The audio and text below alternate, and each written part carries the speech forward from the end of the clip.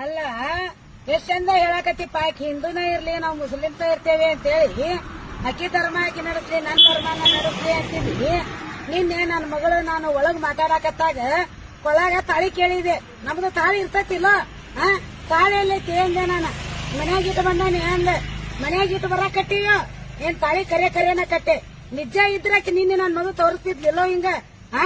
ನೀನು ಇಷ್ಟು ಮೋಸ ಮಾಡಾಕತ್ತಿ ನನ್ನ ಮಗಳಿಗೆ ಎಲ್ಲೆಲ್ಲ ಕರ್ಕೊಂಡು ಹೋಗಿ. ನೀನು ನಿಜವಾಗಿ ಆದ್ರ ನೀನ್ ಈಗಾಕಿ ಹಿಂದೂ ಅಂತ ಹೇಳಿಬಿಟ್ಟಿ. ನೀನ್ ಆಕಿ ಹಿಂದೂನ ಆಗಿದ್ರ ಕೈಯಾಗ ಮೆಹಂದಿ ಯಾಕೆ ನಿಮ್ ಭಾಷೆ ತಕೋತಿದ್ಲು?